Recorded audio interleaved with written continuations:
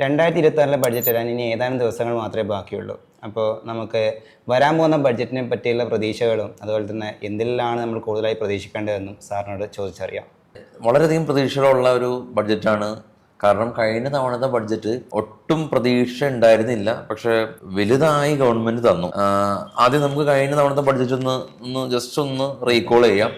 കഴിഞ്ഞ തവണത്തെ ബഡ്ജറ്റ് എൻ്റെ അഭിപ്രായത്തിൽ വളരെയധികം ജനപ്രിയ ബഡ്ജറ്റായിരുന്നു. കാരണം നമുക്ക് നമ്മുടെ ടോട്ടൽ ജനസംഖ്യ 140 കോടിയാണ്. 140 കോടിയിൽ 8 കോടിയാണ് ആകെ നമ്മൾ ITR ഫയൽ ചെയ്യുന്നത്. ഈ 8 കോടിയിൽ 3 കോടി താഴെയുള്ള ജനങ്ങൾ മാത്രമാണ് ആക്ച്വലി ടാക്സ് കൊടുക്കുന്നവരോട്. അപ്പോൾ ആ 3 കോടി ജനങ്ങൾ ടാക്സ് കൊടുക്കുന്ന അതിൽ നിന്ന് കിട്ടുന്ന റവന്യൂ, ആ റവന്യൂവിലാണ് ഗവൺമെന്റ് ഒരു എക്സംഷൻ കൊണ്ടുവന്ന് ടാക്സ് സ്ലാബ് 7 ലക്ഷത്തിൽ നിന്ന് 12 ലക്ഷത്തിലേക്ക് ഉയർത്തിയത്. അപ്പോൾ ആ ഒരു പെർസ്പെക്റ്റീവ് നോക്കുകയാണെങ്കിൽ വലിയ ജനപ്രീതിയുള്ള ഒരു ബഡ്ജറ്റായിരുന്നു. പക്ഷെ അപ്പോൾ തോന്നാൻ നമുക്ക് എന്തുകൊണ്ടാണ് പിന്നെ മാർക്കറ്റ് കയറേണ്ടായി അല്ലേ? മാർക്കറ്റ് കയറാത്തതിന്റെ ഒരു പ്രധാന കാരണം, മാർക്കറ്റിനെ സംബന്ധിച്ച് 2 കാര്യങ്ങളാണ് പ്രധാനമായിട്ട് ശ്രദ്ധിക്കപ്പെടുന്നത്. ഒന്ന്, ഗവൺമെന്റ് ഈ ടാക്സ് മാർക്കറ്റിന് ഇഷ്ടമുള്ള കാര്യം തന്നെയാണ്, പക്ഷെ അതിലുപരി ഗവൺമെന്റ് എത്രമാത്രമാണ് ഈ ക്യാപിറ്റൽ എക്സ്പെൻഡിച്ചറിന് വേണ്ടിയിട്ട് മുടക്കുന്നത്, ഒന്നാമത്തെ കാര്യം. രണ്ടാമത്, നമുക്കറിയാം നമ്മുടെ മാർക്കറ്റിൽ FIs ഉണ്ട്, DIs ഉണ്ട്, റീറ്റെയിലേഴ്സ് ഉണ്ട്. പക്ഷേ FIസിന് വലിയ ഇൻഫ്ലുവൻസ് ആണല്ലോ ഉള്ളത്. ഈ long time short time capital gain tax വർദ്ധിപ്പിച്ചപ്പോൾ FIസിന് വലിയ തോതിൽ നെഗറ്റീവ് ആയുള്ള അവസ്ഥയുള്ളത്. അപ്പോൾ ഈ long time short time gain ടാക്സിൽ ഉണ്ടാക്കിയ വർധനവാണ് മറ്റാ ഒരു ബെനിഫിറ്റിനെ ഇറേസ് ചെയ്തത്. അതല്ലായിരുന്നെങ്കിൽ വളരെ വലിയ തോതിൽ മാർക്കറ്റ് റിയാക്ട് ചെയ്യപ്പെടേണ്ടതായിരുന്നു. ഞാൻ പറയുന്നത് കഴിഞ്ഞ തവണത്തെ നമ്മുടെ ബഡ്ജറ്റ് മാർക്കറ്റ് പോസിറ്റീവായിട്ടല്ല റിയാക്ട് ചെയ്തത്. നിഫ്റ്റി എവിടെയാണ് ഓപ്പൺ ചെയ്തത് അവിടെ തന്നെ ക്ലോസ് ചെയ്തു. ഒരു -29 അല്ലേ? നിഫ്റ്റി റാലി ചെയ്തില്ല. പ്രധാനമായിട്ടും ഗവൺമെന്റ് ക്യാപിറ്റൽ എക്സ്പെൻഡിച്ചറിൽ വലിയ തോതിലുള്ളൊരു മാറ്റം കൊണ്ടുവന്നില്ല. കൃത്യമായിട്ട് കണക്ക് പറയുകയാണെങ്കിൽ ഏകദേശം ഒരു 11 ലക്ഷം കോടി ആണ് ഗവൺമെന്റ് ക്യാപിറ്റൽ എക്സ്പെൻഡിച്ചറിന് വേണ്ടി മുടക്കിയത്. അത് നമ്മുടെ GDP ആയിട്ടൊക്കെ കമ്പയർ ചെയ്യുമ്പോൾ ഏകദേശം ഒരു 3% ഉണ്ട്. പക്ഷെ സ്ട്രീറ്റ് എസ്റ്റിമേറ്റ് ചെയ്തത് അതായിരുന്നില്ല, 12 lakh crores ആയിരുന്നു. അതൊന്നാമത്തെ ഘടകം. രണ്ടാമത്, ഈ long time short time capital gain ടാക്സിൽ ഉണ്ടാക്കിയ വർധനവ് FIസിനെ സംബന്ധിച്ച് വലിയ തോതിൽ അതൃപ്തിക്ക് കാരണമായി. കാരണം കഴിഞ്ഞ ഫെബ്രുവരി മാസം മാത്രം 96,000 കോടി FIs സെല്ല് നടത്തി. കഴിഞ്ഞ ഒരു കലണ്ടർ ഇയറിൽ, അതായത് കഴിഞ്ഞ ഫെബ്രുവരി മുതൽ നമ്മുടെ ജനുവരി വരെ നോക്കുമ്പോൾ FIs ഇന്ത്യൻ മാർക്കറ്റിൽ 3 ലക്ഷം കോടിയുടെ അടുത്താണ് സെല്ല് നടത്തിയത്. അത്ര നടത്തിയിട്ടും മാർക്കറ്റ് ഇങ്ങനെ സ്റ്റേബിളായി. അതെ, അതിന്റെ പ്രധാന കാരണം FIs ഇന്ത്യൻ മാർക്കറ്റിൽ ഏകദേശം 70 ലക്ഷം കോടിയാണ് FIസിന്റെ ടോട്ടൽ ആയിട്ടുള്ള അവരുടെ ഇൻവെസ്റ്റ്മെന്റ്. അപ്പോൾ അവരുടെ ഇൻവെസ്റ്റ്മെന്റിന്റെ ഏകദേശം ഒരു 3% സെല്ല് നടത്തി. പക്ഷേ സെയിം ടൈം നമ്മുടെ DIs ഉണ്ടല്ലോ, നമ്മുടെ DIs പ്രതിമാസം 30,000 കോടി മാർക്കറ്റിലേക്ക് ഇൻഫ്ലോ ഉണ്ട്. അപ്പോൾ അതുകൊണ്ടാണ് മാർക്കറ്റ് സ്റ്റേബിളായി നിൽക്കുന്നത്. അതല്ലായിരുന്നെങ്കിൽ നമ്മുടെ മ്യൂച്വൽ ഫണ്ടിന്റെ ഒരു ഇൻഫ്ലോ ഇല്ലാതിരുന്നെങ്കിൽ സിബിൻ പറഞ്ഞ കറക്റ്റാണ്, മാർക്കറ്റ് വലിയ തോതിൽ നെഗറ്റീവ് ആയേനെ. അപ്പോൾ ആ ഒരു സിനാരിയോ ഇല്ല. പക്ഷേ കഴിഞ്ഞ തവണത്തെ മാർക്കറ്റ് ഈ ഒരു ബഡ്ജറ്റിനെ കുറിച്ച് ആലോചിക്കുമ്പോൾ എനിക്ക് വളരെയധികം പേഴ്സണലി വളരെയധികം സന്തോഷമാണ്. കാരണം ഈ ആളുകൾ കൂടുതൽ ITR ഫയൽ ചെയ്യാൻ തുടങ്ങും. കഴിഞ്ഞ ദിവസമല്ലേ സിബിന്റെ ഒരു ഫ്രണ്ട് കാനഡയിലേക്ക് പഠിക്കാനായിട്ട് പോകുന്നില്ലേ? അപ്പൊ അങ്ങനെ പഠിക്കാനായിട്ട് ആളുകൾ പോകുന്ന സമയത്ത് അവർക്ക് ബാങ്ക് ലോൺ കിട്ടാൻ അവർ 3 വർഷം തുടർച്ചയായിട്ട് ITR ഫയൽ ചെയ്താൽ മതി. അപ്പൊ ITR ഫയൽ ചെയ്യാനായിട്ട് ആളുകൾക്ക് ഒരു മടി ഉണ്ടായിരുന്നു. കാരണം നമ്മളെ 7 lakhs ആയിരുന്നു നമ്മുടെ ഇൻകം ലിമിറ്റ്, അത് 12 ലക്ഷത്തിലേക്കാണ് മാറ്റിയിട്ടുള്ളത്. അപ്പോൾ കൂടുതൽ ആളുകൾ ITR ഫയൽ ചെയ്യും. അപ്പോൾ പണം പൂഴ്ത്തിവെപ്പ് കുറയും, കള്ളപ്പണം കുറയും, ഡിജിറ്റൽ ട്രാൻസാക്ഷൻ കൂടും. ഈ ഒരു ഗവൺമെന്റിന്റെ പ്രധാന അജണ്ടയാണല്ലോ ഡിജിറ്റൽ ട്രാൻസാക്ഷൻ, ആ ഒരു പ്രോത്സാഹിപ്പിക്കുക എന്നുള്ളത്. അതുകൊണ്ട് തന്നെ എല്ലാ ട്രാൻസാക്ഷനും ഡിജിറ്റലാവും, ആളുകൾ ITR ഫയൽ ചെയ്യാൻ തുടങ്ങും. ആ ഒരു പെർസ്പെക്റ്റീവ് നോക്കുകയാണെങ്കിൽ വളരെ ജനപ്രിയ ബഡ്ജറ്റ് തന്നെയാണ്. അപ്പോൾ കഴിഞ്ഞ ബഡ്ജറ്റിനെ കുറിച്ച് എൻ്റെ ഒരു ഓർമ്മ അതാണ്. അതിൻ്റെ ഒരു റിഫ്ലക്ഷൻ വരാനിരിക്കുന്നുള്ളൂ. കാരണം ഈ ഒരു തവണ നമ്മൾ ITR ഫയൽ ചെയ്യുമ്പോഴാണ് ഈ ഒരു ഇൻകം സ്ലാബിൽ ഉണ്ടാവുന്ന മാറ്റം നമുക്ക് റിഫ്ലക്റ്റ് ആവുന്നത്. പക്ഷേ ഈ തവണ നല്ല രീതിയിൽ ITR ഫയലിങ്സ് ഉണ്ടാവും എന്നുള്ളതാണ് എൻ്റെ ഒരു പേഴ്സണൽ കാഴ്ചപ്പാട്. അങ്ങനെയാണെങ്കിൽ നമ്മൾ വരാൻ പോകുന്ന ബഡ്ജറ്റിൽ ടാക്സിൽ എന്തെങ്കിലും വേരിയേഷൻ വരാൻ ചാൻസ് ഉണ്ടോ? നമ്മളുടെ ആ ഒരു സ്ലാബ് ലിമിറ്റ്, ഈ ഒരു ഇൻകം ടാക്സ് ലിമിറ്റ് 12 ലക്ഷം എന്ന് പറയുന്നത്, അതിൽ ഇനി ഫർദർ ആയിട്ടുള്ള ഒരു ഇളവ് ഉണ്ടാവാനുള്ള സാധ്യതകളില്ല. കാരണം ഗവൺമെന്റിനെ സംബന്ധിച്ച് ചെയ്യാൻ പറ്റുന്നതിന്റെ മാക്സിമം ഇത് പറയുമ്പോൾ, ഇപ്പോൾ സിബിന്റെ തന്നെ ഫ്രണ്ട് യൂറോപ്പിലൊക്കെ പഠിക്കാൻ പോയില്ലേ, അവിടെ ഭീകരമായ രീതിയിലാണ് ടാക്സ് ഉള്ളത്. അപ്പോൾ അതൊക്കെ കമ്പയർ ചെയ്യുമ്പോൾ ഇന്ത്യയിലെ ടാക്സ് വളരെ കുറവാണ് ഉള്ളത് അല്ലേ? അപ്പോൾ നമ്മുടെ ഇൻകത്തിൻ്റെ 12 lakhs അപ്പുറം മാത്രം നമ്മൾ ടാക്സ് കൊടുത്താൽ മതി. നേരത്തെ ഒരാൾക്ക് ഒരു 1 ലക്ഷം രൂപ മാസ വരുമാനം ഉണ്ടെങ്കിൽ പോലും അവർ ടാക്സ് ലാബിൽ വരുന്നില്ല. പിന്നെ യൂറോപ്പിനെ പോലെ തന്നെയുള്ള വലിയ തോതിലുള്ള ഇൻഫ്രാസ്ട്രക്ചർ ഇന്ത്യയിലുണ്ടല്ലോ. അപ്പോൾ ലോകരാജ്യങ്ങളായിട്ട് തട്ടിച്ച് നോക്കുമ്പോൾ നിലവിലെ സാഹചര്യത്തിൽ ഇന്ത്യയാണ് ഏറ്റവും കുറഞ്ഞ ടാക്സ് ഉള്ള രാജ്യം. എന്നാൽ ഏറ്റവും മികച്ച ഗതാഗത സൗകര്യം നമുക്കുണ്ട്, ഇൻഫ്രാസ്ട്രക്ചർ ഡെവലപ്മെന്റ് നമുക്കുണ്ട്. അപ്പോൾ ഇനി ഫർദറായിട്ട് ടാക്സിൽ ഒരു മാറ്റങ്ങൾ, നമ്മൾ ഇൻകം ടാക്സിൽ ഫർദറായിട്ടുള്ള മാറ്റങ്ങൾ ഉണ്ടാവാനുള്ള സാധ്യതകളില്ല. ഇനിയിപ്പോൾ സിബിൻ ചോദിച്ചത് ഈ long time short time capital gain tax ആണെങ്കിൽ മേ ബി അതിൽ ഒരു പ്രതീക്ഷയ്ക്ക് ഒരു വകയുണ്ട്. അപ്പം നമുക്കറിയില്ല ഗവൺമെൻറ്റിൻ്റെ ഭാഗത്ത് നിന്ന് എന്തൊക്കെ തീരുമാനങ്ങളാണ് വരുന്നതെന്ന്. പക്ഷെ പ്രതീക്ഷയ്ക്ക് വകയുണ്ടെന്ന് പറയുന്നതിൻ്റെ പ്രധാന കാരണം FIs അതൃപ്തി ആണല്ലോ. FIs ഏകദേശം അവരുടെ ടോട്ടൽ ഇൻവെസ്റ്റ്മെൻറ്റിൻ്റെ ഏകദേശം ഒരു 3% സെല്ല് ചെയ്ത് കഴിഞ്ഞു. അപ്പോൾ അതുകൊണ്ട് FIsനെ തൃപ്തിപ്പെടുത്തണമെങ്കിൽ ഈ 2 കാര്യം ചെയ്യണം. ഒന്നില്ലെങ്കിൽ long time short time capital gain ടാക്സിൽ ഒരു ഇളവ് കൊണ്ടുവരണം. അതല്ലെങ്കിൽ ഇപ്പോഴുള്ള ഒരു short time capital gain tax 20%, long time 12.5, ഇത് അടുത്ത അറ്റ്ലീസ്റ്റ് ഈ ഒരു ഗവൺമെന്റിന്റെ കാലാവധി പൂർത്തിയാക്കുന്നത് വരെ ഇതിലൊരു ഫർദർ ഇൻക്രീസ് ഉണ്ടാവില്ല എന്ന് പറഞ്ഞാലും അവരെ സംബന്ധിച്ച് ഒരു അഷ്യൂറിറ്റി കിട്ടി. അതായത് ഫർദർ ഈ ഒരു ടാക്സിൽ നിന്ന് ഇനി ഉയർത്തില്ല എന്നുള്ളൊരു പ്രസ്താവന ഒരു പോസിറ്റീവായിട്ട് റിയാക്ട് ചെയ്യപ്പെട്ടേക്കാം. പക്ഷെ അതൊക്കെ നമുക്ക് കാത്തിരുന്ന് കാണേണ്ട ഒരു കാര്യം തന്നെയാണ്. പക്ഷെ ഈ തവണത്തെ ബഡ്ജറ്റിന്റെ ഒരു പ്രതീക്ഷ ചോദിക്കുകയാണെങ്കിൽ കഴിഞ്ഞ തവണ ഈ ജനപ്രിയ ബഡ്ജറ്റ് ആയിരുന്നു, എന്നാൽ മാർക്കറ്റ് കയറിയില്ല അല്ലേ? അപ്പൊ ഇതിന്റെ പ്രധാന കാരണം ക്യാപിറ്റൽ എക്സ്പെൻഡിച്ചർ ഉണ്ടായിരുന്നില്ല അല്ലേ? ക്യാപിറ്റൽ എക്സ്പെൻഡിച്ചർ ഏകദേശം ഒരു 11 ലക്ഷം കോടിയാണ്. അപ്പൊ സ്ട്രീറ്റ് എസ്റ്റിമേറ്റ് ചെയ്തതിന്റെ അത്രയും ക്യാപിറ്റൽ എക്സ്പെൻഡിച്ചർ കൂടാത്തത് കൊണ്ടാണ് കഴിഞ്ഞ തവണത്തെ ബഡ്ജറ്റ് മാർക്കറ്റ് ഫ്ലാറ്റായി ക്ലോസ് ചെയ്തതും നിഫ്റ്റി 29 പോയിന്റ് മൈനസിൽ ക്ലോസ് ചെയ്തതും. പക്ഷേ ഈ തവണ സ്ട്രീറ്റ് എസ്റ്റിമേറ്റ് ചെയ്യുന്നത്, അല്ലെങ്കിൽ അനലിസ്റ്റുകൾ എക്സ്പെക്ട് ചെയ്യുന്നത് 13 ലക്ഷം കോടിയാണ് ഗവൺമെന്റിന്റെ ക്യാപിറ്റൽ എക്സ്പെൻഡിച്ചർ. അപ്പോൾ അത് ചെയ്യുകയാണെങ്കിൽ ഉയർന്ന തോതിൽ ഈ പബ്ലിക് സെക്ടറിന് വലിയ തോതിൽ ഗുണം ചെയ്യും. അതിപ്പോൾ റോഡ് ഇൻഫ്രാസ്ട്രക്ചർ, ഡിഫൻസ്, അതല്ലെങ്കിൽ PLI സ്കീം, MSIM, ഫാർമ, അപ്പം അങ്ങനെയുള്ള സെക്ടേഴ്സിനെല്ലാം തന്നെ വളരെ വലിയ തോതിൽ അത് ഗുണം ചെയ്തേക്കാം. അപ്പോൾ അതാണ് ഈ തവണത്തെ ബഡ്ജറ്റിലുള്ള ഒരു പ്രതീക്ഷ. ഗവൺമെന്റിന്റെ ക്യാപിറ്റൽ എക്സ്പെൻഡിച്ചർ ഏകദേശം ഒരു 13 ലക്ഷം കോടിയിലേക്ക് ഉയർത്തുമെന്നുള്ളതാണ് പൊതുവെ ഉള്ളൊരു വിലയിരുത്തൽ. അങ്ങനെയാണെങ്കിൽ ഏതെല്ലാം സെക്ടറുകളും അല്ലെങ്കിൽ അതിൻ്റെ അടിയിൽ സ്റ്റോക്കുകളും നമ്മൾ കുറച്ചും കൂടി ശ്രദ്ധ കൊടുക്കേണ്ടത്? അതെ, ശ്രദ്ധ കൊടുക്കേണ്ടത് എന്നുള്ളത് ഞാൻ ഉത്തരം പറയാം. അല്ലാതെ ഈ ബഡ്ജറ്റ് വരാണ് ഈ സ്റ്റോക്ക് എന്നാൽ പോയി ബൈ ചെയ്തോളൂ, ഈ സ്റ്റോക്ക് സെല്ല് ചെയ്തോളൂ എന്നൊന്നും നമ്മൾ പറയുന്നില്ല. കാരണം നമ്മളുടെ ഇതൊരു ചർച്ച മാത്രമാണ്, അല്ലെങ്കിൽ ജസ്റ്റ് ഒരു എഡ്യൂക്കേറ്റ് ചെയ്യാൻ മാത്രമാണ് ശ്രമിക്കുന്നത്. അല്ലാതെ ഒരു സ്റ്റോക്ക് ബൈ ചെയ്തോളൂ എന്നുള്ള ആഹ്വാനമൊന്നും നടത്തുന്നില്ല. പക്ഷെ നമുക്കറിയാം ഈ ബഡ്ജറ്റിന്റെ ഡേയിൽ എന്നാണ് ആളുകൾ പർട്ടിക്കുലർ സെക്ടറുള്ള സ്റ്റോക്കുകളെ തെരയുന്നത്, ഐഡന്റിഫൈ നോക്കുന്നത്, അന്നത്തെ ദിവസം സെർച്ച് ചെയ്യുന്നു. പക്ഷെ നമുക്ക് അറ്റ്ലീസ്റ്റ് ഇങ്ങനെയുള്ള കാര്യം ചെയ്യാം. ഇൻ കേസ് ഗവൺമെന്റ് ഈ പ്രത്യേക മേഖലയിൽ ഊന്നൽ കൊടുക്കുകയാണെങ്കിൽ ആ മേഖലയിലുള്ള സ്റ്റോക്കുകൾ നമുക്കിപ്പോൾ ഒന്ന് പരിചയപ്പെട്ട് വെക്കാം. അപ്പോൾ അങ്ങനെയാണെങ്കിൽ നമുക്ക് പെട്ടെന്നൊരു ക്വിക്കായിട്ടുള്ള തീരുമാനങ്ങൾ എടുക്കാൻ സാധിക്കുമല്ലോ. അപ്പോൾ ക്യാപിറ്റൽ എക്സ്പെൻഡിച്ചർ വർദ്ധിപ്പിക്കുകയാണെന്ന് വിചാരിച്ചു. ഗവൺമെന്റ് ഒരു 13 ലക്ഷം കോടിയിലേക്ക് ക്യാപിറ്റൽ എക്സ്പെൻഡിച്ചർ വർദ്ധിപ്പിക്കുകയാണെങ്കിൽ പ്രധാനമായിട്ടും ഇൻഫ്രാസ്ട്രക്ചർ കമ്പനീസ് അല്ലേ? ഇപ്പോൾ ഇൻഫ്രാസ്ട്രക്ചർ കമ്പനീസ് എന്ന് പറയുമ്പോൾ നമുക്ക് ആദ്യം റോഡ്, ഇപ്പോൾ നമുക്കറിയാം ഈ കൊച്ചി മെട്രോയുടെയൊക്കെ അവിടെ ഒരു അഫ്കോൺ കൺസ്ട്രക്ഷൻ എന്ന് പറഞ്ഞൊരു കമ്പനിയുടെ സൈൻ കണ്ടിട്ടുണ്ട്. അതൊരു ലിസ്റ്റഡ് കമ്പനിയാണ്. അപ്പോൾ അഫ്കോൺ എന്ന് പറഞ്ഞ കമ്പനി റോഡ് വർക്ക് ചെയ്യുന്ന കമ്പനിയാണ്. അതുപോലെ തന്നെ ദിലീപ് ബിൽഡ്കോൺ കമ്പനി റോഡിൻ്റെ കൺസ്ട്രക്ഷൻ ചെയ്യുന്ന കമ്പനിയാണ്. L&T വലിയ തോതിൽ ഇൻഫ്രാസ്ട്രക്ചർ ചെയ്യുന്ന കമ്പനിയാണ്. അതുപോലെ തന്നെ NCC വലിയ തോതിൽ കൺസ്ട്രക്ഷൻ ചെയ്യുന്ന കമ്പനിയാണ്. അപ്പോൾ ഇത് മാത്രമല്ല, ഇത് അല്ലാതെയും നമുക്ക് സിബിനും സെർച്ച് ചെയ്താൽ കാണാൻ സാധിക്കും. ഇപ്പോൾ ChatGPT പോലെയുള്ള സംവിധാനം ഉണ്ടല്ലോ, ഏതൊക്കെ കമ്പനിയാണ് റോഡിലുള്ള കമ്പനീസ്, കൺസ്ട്രക്ഷനായിട്ട് ബന്ധപ്പെട്ട കമ്പനീസ് എന്നുള്ളത് സെർച്ച് ചെയ്താൽ വളരെ സിമ്പിളായിട്ട് കിട്ടും. ഡിഫൻസ് സെക്ടറിനെ കുറിച്ച് ചോദിക്കുകയാണെങ്കിൽ, കാരണം എല്ലാ ആളുകൾക്കും വലിയ തോതിൽ പ്രതീക്ഷയുള്ള ഒരു സെക്ടറാണ് ഡിഫൻസിലെ. കാരണം എന്താ, ഗവൺമെൻറ് ഡിഫൻസിൽ വലിയ തോതിൽ ശ്രദ്ധ കൊടുക്കുന്നുണ്ട്. ഗവൺമെൻറ് തദ്ദേശീയമായിട്ട് ഇന്ത്യനെ ഒരു ഡിഫൻസ് ഹബ്ബാക്കി മാറ്റാനാണ് താല്പര്യം.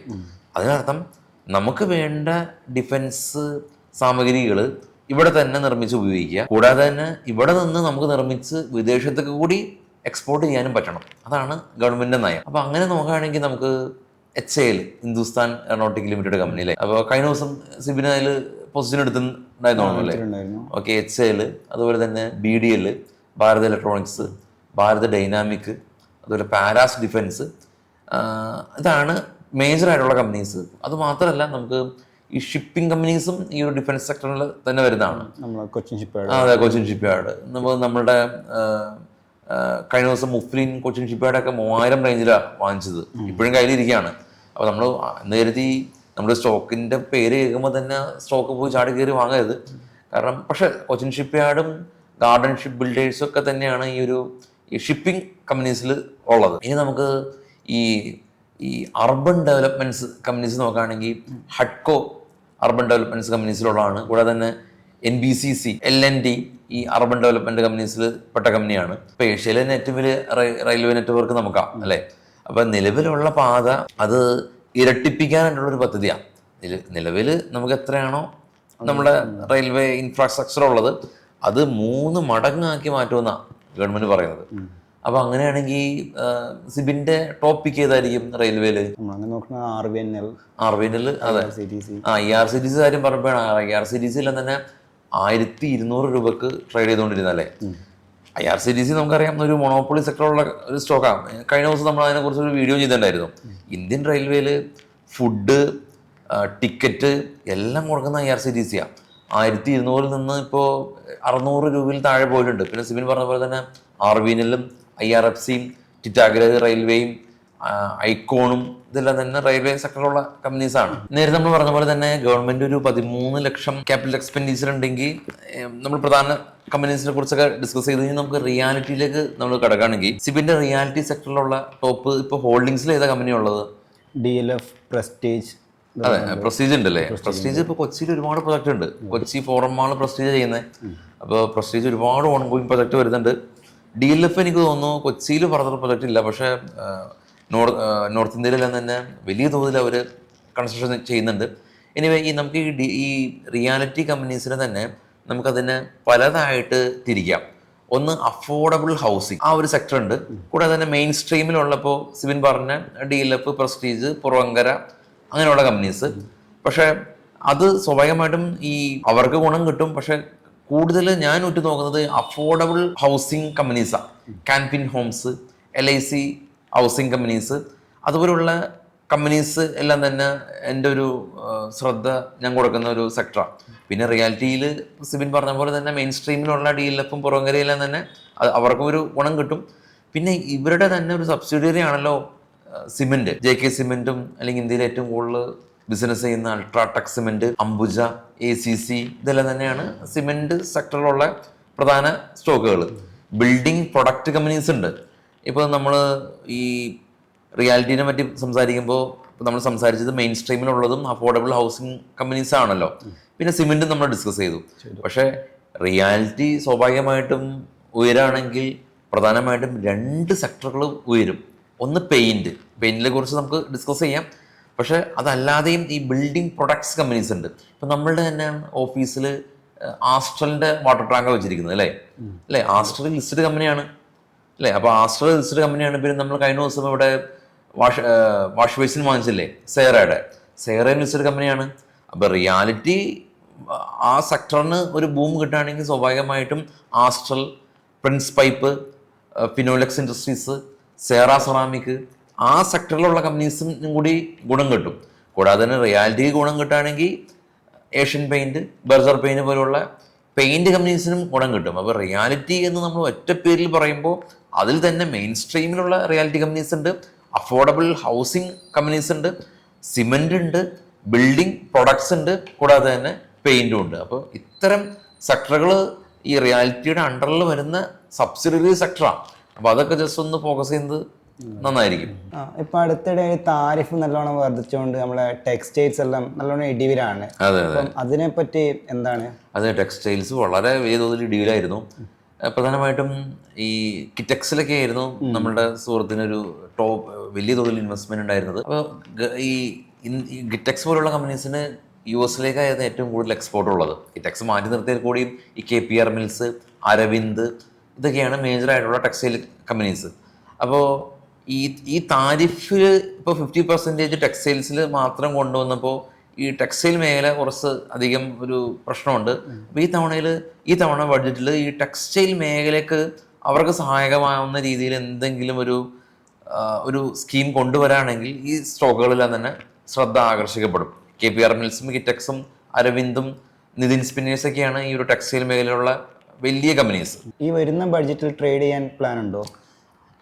തീർച്ചയായിട്ടും ഞാൻ അങ്ങനെ ബഡ്ജറ്റിന് മുമ്പ് പൊസിഷൻസ് എടുത്തു വെക്കില്ല. കാരണം നമുക്കറിയാലോ, ഈ ബഡ്ജറ്റിൻ്റെ ഡേയുടെ അന്ന് വിക്സ് വലിയ തോതിൽ സ്പൈക്ക് ചെയ്യും, വോളറ്റിലായിരിക്കും. അതിനുശേഷം തീരുമാനങ്ങൾ വന്നതിന് ശേഷം ആണ് ബഡ്ജറ്റിൻ്റെ ട്രേഡ് പ്ലാൻ ചെയ്യുന്നത്. അല്ലാതെ ബഡ്ജറ്റിന് മുമ്പ് നമ്മൾ ഒരിക്കലും പൊസിഷൻസ്, ഞാനിപ്പോൾ പൊതുവെ ചെയ്യുന്നത് ഓപ്ഷനാണ്, ബഡ്ജറ്റിന് മുമ്പ് നമുക്ക് പൊസിഷൻസ് എല്ലാം തന്നെ ഹോൾഡ് ചെയ്യുമ്പോൾ ബഡ്ജറ്റ് പ്രീമിയം സ്പൈക്ക് ചെയ്ത് നമുക്ക് അഡ്ജസ്റ്റ്മെൻറ്റ് വളരെയധികം ബുദ്ധിമുട്ടായിരിക്കും. അപ്പോൾ എൻ്റെ പല ആളുകളും ചോദിക്കാറുണ്ട് ബഡ്ജറ്റ് ട്രേഡ് ചെയ്യണമോ വേണ്ടിയോ എന്ന്. നമുക്കറിയാം ബഡ്ജറ്റ് എന്ന് പറയുന്നത് നമുക്ക് എന്താണ് ഇതിൻ്റെ ഔട്ട്കം എന്ന് നമുക്ക് അറിയില്ല, കറക്റ്റ് അല്ലേ? അപ്പോൾ നമുക്ക് ഔട്ട്കം അറിയില്ലാത്ത ആ ഒരു ദിവസം ട്രേഡ് ചെയ്യണമെന്നൊരു നിർബന്ധമില്ല. അന്നത്തെ ദിവസം വേണമെങ്കിൽ ട്രേഡ് ചെയ്യാതിരിക്കാം, അതായിരിക്കും ബെസ്റ്റ് പ്രാക്ടീസ്. ഇനി അതല്ല, നിങ്ങൾക്ക് ബഡ്ജറ്റ് ഡേയുടെ ആ വോളറ്റിലിറ്റി കാശാക്കി മാറ്റാനായിട്ടുള്ള കേപ്പബിലിറ്റി ഉണ്ടെങ്കിൽ മാത്രം ട്രേഡ് ചെയ്യാം. അതല്ല, ആ ഒരു ബഡ്ജറ്റ് ഡേയുടെ വോളറ്റിലിറ്റിയിൽ നമുക്ക് ട്രേഡ് മാനേജ് ചെയ്യാൻ പറ്റില്ല എന്ന് തോന്നുകയാണെങ്കിൽ ട്രേഡ് അവോയ്ഡ് ചെയ്യുന്നതായിരിക്കും ഏറ്റവും ബെസ്റ്റ് പ്രാക്ടീസ്. അപ്പോൾ എന്നെ സംബന്ധിച്ച് പറയുകയാണെങ്കിൽ എല്ലാ ദിവസവും ഞാൻ ട്രേഡ് ചെയ്യുന്നുണ്ട് ബഡ്ജറ്റ് ഡേയിൽ. പക്ഷേ വലിയ തോതിൽ പൊസിഷൻസ് ഹോൾഡ് ചെയ്യാനായിട്ടുള്ള പരിപാടി ഇല്ല. അത് ഈ ബഡ്ജറ്റ് മാത്രമല്ല, എല്ലാ ബഡ്ജറ്റിനും മുന്നോടിയായിട്ട് പൊസിഷൻസ് എല്ലാം തന്നെ ഞാൻ എക്സിറ്റ് ചെയ്യും. പക്ഷേ ഈ തവണത്തെ ബഡ്ജറ്റിന് വേറെ പ്രത്യേകതയുണ്ട്. ഞായറാഴ്ചയാണ് ബഡ്ജറ്റ്, മാർക്കറ്റ് ഓപ്പൺ ആണ്. അപ്പം ഞായറാഴ്ചയാണ് ബഡ്ജറ്റ്, മാർക്കറ്റ് ഓപ്പൺ ആണ്. അപ്പോൾ അതുകൊണ്ട് തന്നെ ഇപ്പോൾ വെള്ളിയാഴ്ച നമ്മൾ ക്ലോസ് ചെയ്തതിന് ശേഷം, ഇപ്പോൾ വെള്ളിയാഴ്ച നമ്മൾ ഓവർനൈറ്റ് പൊസിഷൻ ഹോൾഡ് ചെയ്താൽ ശനിയാഴ്ച മാർക്കറ്റ് ഇല്ല. ഞായറാഴ്ച ഈ ബഡ്ജറ്റ് കാരണം വിക്സ് സ്പൈക്ക് ചെയ്ത് പ്രീമിയംസ് എല്ലാം തന്നെ സ്പൈക്ക് ചെയ്യും. അപ്പോൾ അതുകൊണ്ട് ഞായറാഴ്ച മാർക്കറ്റ് ഓപ്പൺ ചെയ്ത് 10 മണിക്ക് ഔട്ട്കം വന്ന് മാർക്കറ്റ് ഏതിലൊരു ഡയറക്ഷനിലേക്ക് മൂവ്മെൻറ്റ് നടത്തുന്നില്ല, അല്ലെങ്കിൽ നടത്തുന്നുണ്ടെങ്കിൽ തന്നെ അത് അറിഞ്ഞതിന് ശേഷം ഒരു ട്രേഡ് എക്സിക്യൂട്ട് ചെയ്യുന്നതായിരിക്കും ബെസ്റ്റ് പ്രാക്ടീസ്. അങ്ങനെയാണെങ്കിൽ ഇനി ബാക്കിയുള്ള സെക്ടേഴ്സിനെയും കൂടി ഒന്ന് മെൻഷൻ ചെയ്യാമോ? തീർച്ചയായിട്ടും. ഇന്ത്യ ഒരു കാർഷിക രാജ്യമാണല്ലോ. നമ്മളുടെ പ്രധാനപ്പെട്ട ഇൻകം കാർഷിക മേഖലയിൽ നിന്നാണ് ഉള്ളത്. അപ്പോൾ ഏതൊരു ബഡ്ജറ്റ് വന്നാലും കാർഷിക മേഖലയ്ക്ക് ഒരു പ്രാധാന്യം കൊടുക്കാത്ത ബഡ്ജറ്റ് പൊതുവെ വരാറില്ല. അപ്പോൾ കാർഷിക മേഖലയിൽ തന്നെ നമുക്ക് തരംതിരിക്കുകയാണെങ്കിൽ ഒന്ന് ഫെർട്ടിലൈസർ കമ്പനീസ്, കൂടാതെ തന്നെ സീഡ്സ്, കാവേരി സീഡ്സ് പോലുള്ള കമ്പനീസ്, ഫെർട്ടിലൈസർ UPL പോലെയുള്ള കമ്പനീസ്. അപ്പോൾ ഇതൊക്കെയാണ് കാർഷിക മേഖലയിൽ ഉള്ള മേജർ കമ്പനീസ്. പിന്നെ നമുക്ക് നോക്കുകയാണെങ്കിൽ റിന്യൂവബിൾ എനർജി ഈ ഒരു കാലഘട്ടത്തിൽ വലിയ തോതിൽ ആളുകളുടെ ഫേവറേറ്റ് പിക്കാണ് റിന്യൂവബിൾ എനർജി. കൂടാതെ ഗവൺമെൻറ് അടുത്തിടെ നോക്കി മനസ്സിലാക്കാൻ സാധിക്കും, PLI സ്കീം വഴി കുറച്ച് കമ്പനീസിന് ഈ ഇൻസെൻറ്റീവ്സ് കൊടുക്കാറുണ്ട്. അപ്പോൾ PLI സ്കീം വഴി ഇൻസെൻറ്റീവ്സ് കൊടുക്കുന്നുണ്ട്. കൂടാതെ തന്നെ MSME റിലേറ്റഡ് ആയിട്ടുള്ള കമ്പനീസിനും ഇൻസെൻറ്റീവ്സ് കൊടുക്കുന്നുണ്ട്. കൂടാതെ തന്നെ സെമി കണ്ടക്ടർ ബിസിനസ് ചെയ്യുന്ന കമ്പനീസിനും ഇൻസെൻറ്റീവ്സ് ഒക്കെ കൊടുക്കാറുണ്ട്. ഇപ്പോൾ സെമി കണ്ടക്ടറിൽ ടാറ്റ ലെക്സിയാണ് എല്ലാ ആൾക്കാരുടെയും ടോപ്പിക്ക്. റിന്യൂവബിൾ ഗ്രീൻ എനർജിയിൽ ഒരുപാട് കമ്പനീസ് ഉണ്ട്. ഇനോക്സ്, അദാനി ഗ്രീൻ ഉൾപ്പെടെയുള്ള കമ്പനീസ് ഒരുപാടുണ്ട്. പിന്നെ എക്സ്പോർട്ട്, ഈ ഓട്ടോമൊബൈൽ എക്സ്പോർട്ടിൽ സോണ ബിൽവ്യൂ പോലുള്ള കമ്പനീസ് എല്ലാം തന്നെ എൻ്റെ ഒരു ഫേവറേറ്റ് പിക്കാണ്. അപ്പോൾ നേരെ സൂചിപ്പിച്ച പോലെ തന്നെ നമ്മളൊരു കമ്പനികളെ പരിചയപ്പെടുത്തുക എന്നുള്ളതാണ് ഈ ഒരു ചർച്ചയുടെ പ്രധാന ഉദ്ദേശം. ഈ സ്റ്റോക്കുകൾ ബഡ്ജറ്റ് വരാണ് എന്ന് പോയി വാങ്ങിച്ചോളൂ എന്നുള്ളൊരു പെർസ്പെക്റ്റീവിലല്ല. കാരണം ഈ ബഡ്ജറ്റിന് മുന്നോടി ഇപ്പോൾ ആളുകൾക്ക് ബഡ്ജറ്റിനെ സ്വാധീനിക്കുന്ന പ്രധാന സെക്ടേഴ്സ് അറ്റ്ലീസ്റ്റ് ഇതാണല്ലോ: റെയിൽവേ, ഇൻഫ്ര, ഡിഫൻസ്. ഇപ്പോൾ നമ്മൾ അഗ്രികൾച്ചർ സംസാരിച്ചു, PLI scheme, MSME, renewable energy, അഗ്രികൾച്ചറിൽ തന്നെ ഫെർട്ടിലൈസർ. അപ്പോൾ ഈ സെക്ടേഴ്സ് ഉണ്ടെങ്കിൽ ഇപ്പോൾ ഇന്നത്തെ സാഹചര്യത്തിൽ കമ്പനീനെ സെലക്ട് ചെയ്യാനോ അതിൻ്റെ പേരൊക്കെ ഐഡൻറ്റിഫൈ ചെയ്യാനോ വളരെയധികം ഈസി ആയിരിക്കും. അപ്പോൾ ബഡ്ജറ്റ് ഡേയുടെ അന്ന് ഈ സെക്ടറുകളും കമ്പനീസും നമ്മൾ സെർച്ച് ചെയ്യാതെ ഞാൻ പറയുന്നത് ഈ ഇത്തരം സെക്ടേഴ്സിലുള്ള കമ്പനീനെ ഐഡൻറ്റിഫൈ ചെയ്യാം. ആ കമ്പനീസ് ഇപ്പോൾ അതിൻ്റെ ബൈയിങ് റേഞ്ച് ഒന്ന് നോക്കാം. വേണമെങ്കിലല്ല, തീർച്ചയായിട്ടും അതൊരു ഫണ്ടമെൻ്റലി സ്ട്രോങ് ആയ കമ്പനിയാണോ എന്നും കൂടി ഒന്ന് ചെക്ക് ചെയ്യണം. അപ്പോൾ ബഡ്ജറ്റ് വരികയാണ്, ഒരു പ്രത്യേക സെക്ടറിലുള്ളൊരു കമ്പനീനെ ഒരിക്കലും നമ്മൾ ബൈ ചെയ്യരുത് അൺലെസ് ആൻഡ് അണ്ടിൽ നമ്മൾ അതിലൊരു ഫണ്ടമെൻ്റൽ ടെക്നിക്കൽ അനാലിസിസ് ചെയ്തതിന് ശേഷം. അപ്പോൾ ഇതിൽ ഇപ്പോൾ സിവിൻ പറഞ്ഞ പോലെ തന്നെ IRCTC പോലെയുള്ള കമ്പനീസ് ഓവർസോൾഡ് സോണിലാണോ ഉള്ളത്. പക്ഷെ എങ്കിലും അതിനൊരു ഫണ്ടമെന്റൽ അനാലിസിസ് നിർബന്ധമാണ്. അപ്പോൾ ഫണ്ടമെന്റൽ ചെയ്യാനായിട്ട് സിബിന് ഏത് വെബ്സൈറ്റാണ് യൂസ് ചെയ്യുന്നത്? ഞാൻ മെയിൻലി സ്ക്രീനറാണ് യൂസ് ചെയ്യുന്നത്. അതെ, സ്ക്രീനറാണ് ഞാൻ യൂസ് ചെയ്യുന്നത്. സ്ക്രീനറിലെല്ലാം തന്നെ വളരെ സിമ്പിളായിട്ട് നമുക്ക് ഫണ്ടമെന്റൽ അനാലിസിസ് ചെയ്യാൻ സാധിക്കും. ഇപ്പോൾ ടെക്നിക്കലി ഇപ്പോൾ ഏത് വെബ്സൈറ്റ് യൂസ് ചെയ്യുന്നത്? Mainly trading view site. Trading view വളരെ നല്ല വെബ്സൈറ്റാണ്. അപ്പോൾ ഇപ്പോൾ സിബിൻ പറഞ്ഞ പോലെ തന്നെ നിങ്ങൾ ടെക്നിക്കലിന് വേണ്ടിയിട്ട് ട്രേഡിംഗ് വ്യൂ യൂസ് ചെയ്യാം, ഫണ്ടമെന്റലിന് വേണ്ടിയിട്ട് സ്ക്രീനർ യൂസ് ചെയ്യാം. അപ്പോൾ ഈ ഫണ്ടമെന്റൽ ടെക്നിക്കൽ അനാലിസിസുകൾ എങ്ങനെ ചെയ്യാമെന്നതിനെ കുറിച്ചുള്ള വിശദമായിട്ടുള്ള വീഡിയോ നമ്മുടെ ചാനലിൽ നമ്മൾ ചെയ്തിട്ടുണ്ട് അല്ലേ. അപ്പോൾ ഈ ഒരു പോഡ്കാസ്റ്റിന്റെ ഉദ്ദേശം എന്ന് പറയുന്നത് കഴിഞ്ഞ തവണത്തെ ബഡ്ജറ്റിനെ കുറിച്ചുള്ള ഒരു ചെറിയൊരു എങ്ങനെയായിരുന്നു എന്നുള്ളൊരു ഒരു റീകോൾ, ഈ തവണ നമ്മൾ എക്സ്പെക്ട് ചെയ്യുന്നത് എന്താണെന്നുള്ളതിനെ കുറിച്ചുള്ള ഒരു ചെറിയൊരു ചർച്ച, പിന്നെ സെക്ടറുകളെ പരിചയപ്പെടുക, പിന്നെ സ്റ്റോക്കുകളെ പരിചയപ്പെടുക.